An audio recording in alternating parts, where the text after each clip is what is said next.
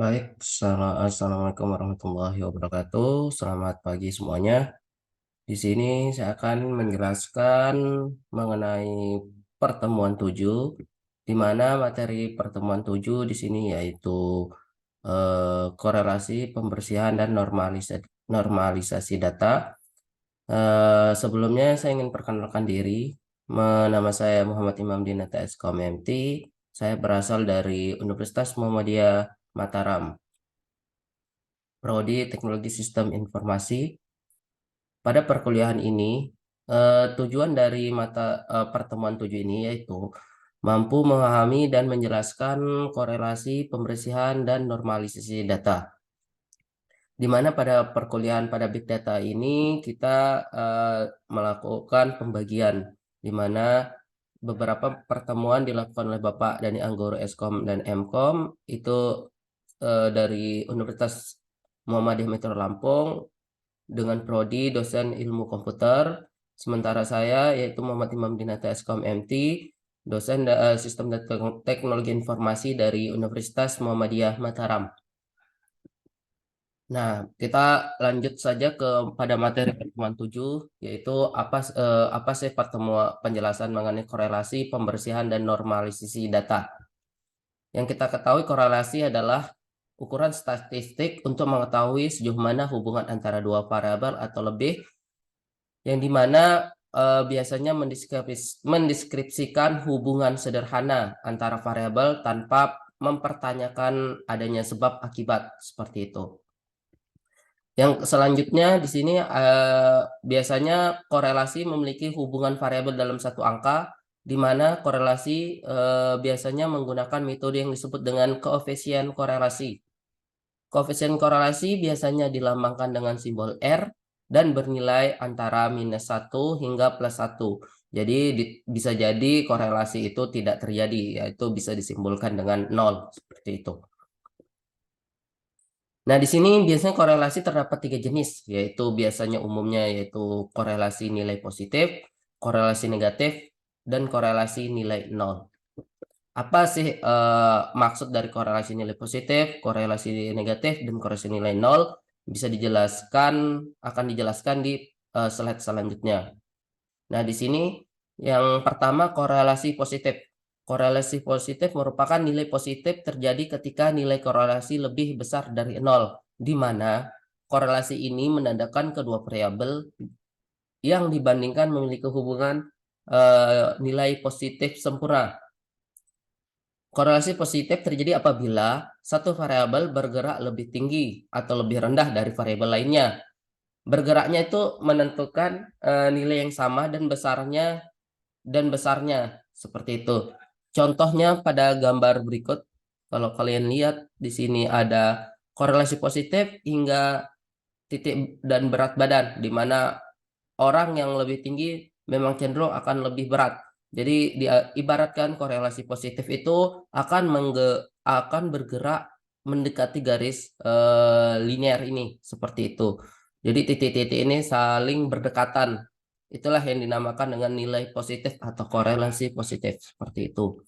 Yang kedua di sini ada korelasi negatif, di mana maksud dari korelasi negatif yaitu nilai negatif terjadi saat korelasi kurang dari 0. Nilai ini mengindikasikan sebuah variabel bergerak berlawanan arah. Jika satu variabel meningkat, variabel lain justru menurun dengan nilai yang sama. Contohnya saat kita mendaki gunung, ketika kita sedang naik ke arah ketinggian, maka suhu yang di atas itu akan lebih rendah daripada suhu yang berada di bawahnya seperti itu. Jadi diibaratkan korelasi negatif itu jika satu berdekatan seperti ini, maka satu akan menjauhi garis linear seperti itu kasarnya. Selanjutnya itu korelasi 0 atau tidak adanya korelasi. Nilai 0 mengartikan tidak adanya korelasi antara variabel. Masing-masing variabel bergerak sendiri-sendiri dengan sifat yang berbeda. Contohnya korelasi 0 yaitu tidak ada hubungan antara jumlah teh yang diminum dengan tingkat kecerdasan, atau tidak ada hubungan antara kopi yang diminum dengan berat beban bertambahnya berat beban tubuh seperti itu.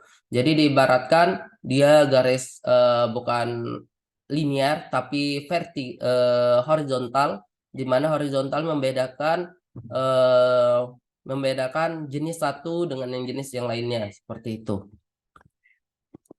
Selanjutnya di sini saya akan menjelaskan ada 3 jenis korelasi yang umumnya digunakan pada proses big data, yaitu pertama korelasi person, yang kedua korelasi Sparman, dan ketiga korelasi Kendall-Stau. Apa maksud dan fungsi dari masing-masing korelasi ini? Yaitu pasti akan dijelaskan pada slide selanjutnya seperti itu. Korelasi person merupakan korelasi yang melakukan pengukuran yang paling umumnya digunakan untuk bertujuan mengukur hubungan linear antara variabel X dan variabel Y. Kedua variabel akan meningkat atau menurun secara bersamaan, secara konstan, dan dapat dimodelkan dengan garis lurus seperti gambar di bawah ini. Jadi dimodelkan hampir sama seperti korelasi positif ataupun negatif, seperti itu. Semakin jauh nilainya dari 0, maka semakin kuat hubungannya. Nilai 1 menandakan hubungan linear positif, yaitu ketika suatu variabel bertambah dan variabel lainnya juga bertambah. Seperti itu. Ya, kalau nilai minus 1 mewakili hubungan linear negatif, yaitu ketika satu variabel menurun sementara variabel lain meningkat. Jadi ibaratkannya kalau korelasi person itu dia semakin hubungan linear yang kuat tuh dia akan biasanya mendekati garis linear ini dari kedua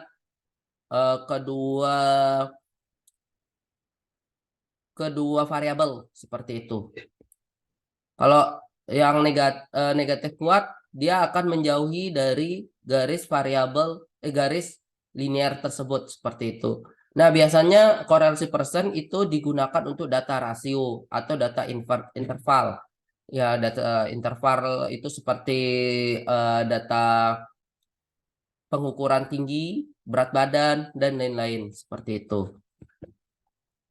Nah, yang kedua di sini ada korelasi Sparman, yaitu korelasi Sparman adalah korelasi yang digunakan untuk mengukur hubungan monotonik tidak selalu linear tidak selalu linear antara dua variabel ordinal atau interval. Metode ini sering digunakan ketika data tidak memenuhi asumsi dari korelasi person atau korelasi linear tadi, atau ketika kita ingin mengetahui nilai hubungan antara peringkat atau urutan seperti itu.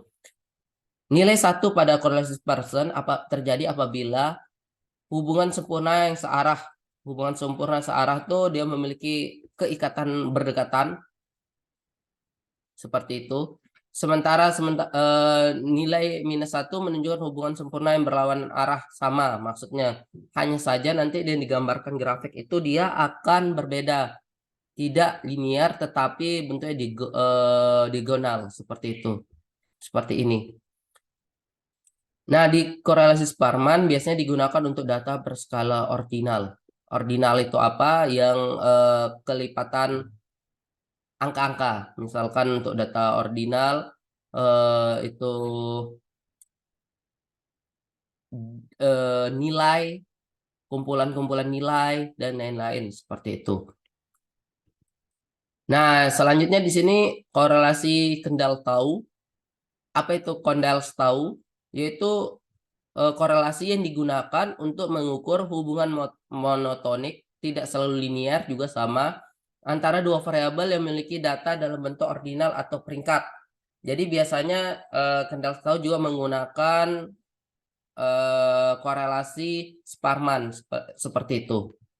Seperti ini gambar grafiknya.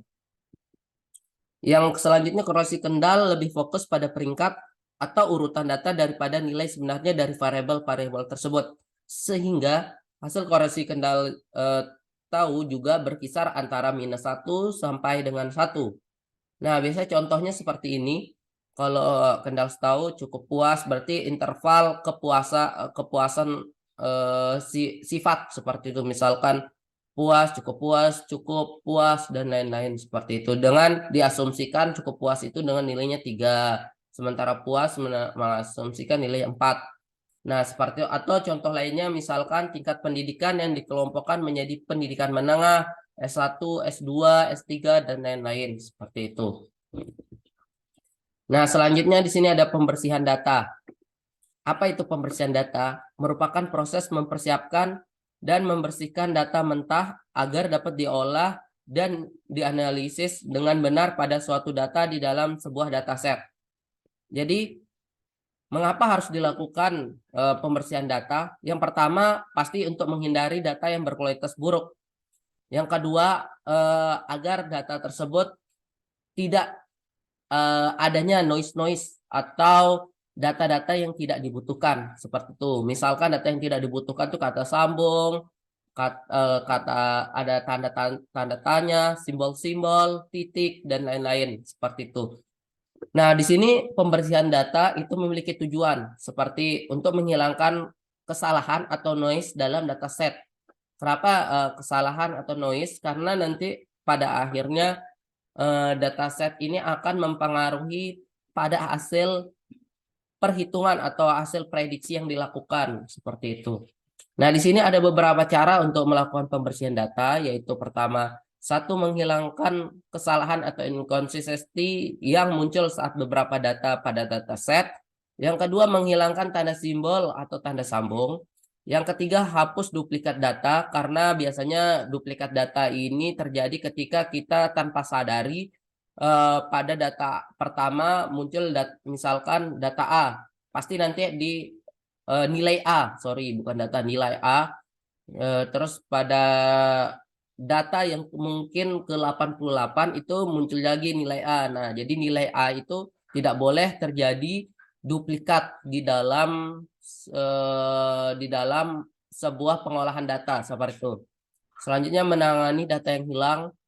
Dan yang terakhir, memperbaiki kesalahan struktur seperti itu. Memperbaiki kesalahan struktur ini misalkan dari awal pembersihan data, normalisasi data, proses data, dan selanjutnya struktur data. Struktur data itu misalnya metode apa yang harus tepat digunakan dalam sebuah data tersebut sehingga menyelesaikan sebuah masalah, menghasilkan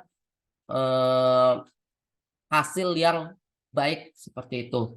Hasil yang baik itu pasti menyelesaikan sebuah masalah dengan nilai yang maksimum. Nah, di sini kalau kalian lihat, di sini ada beberapa proses dalam pembersihan data, up to date data. Berarti data should be up to date in order to obtain maximum value from the data analysis. Maksudnya apa? Data harus selalu diupdate untuk menghasilkan nilai yang maksimum seperti itu. Yang kedua, di sini ada missing value. Missing value ketika ada data atau fungsi data yang hilang,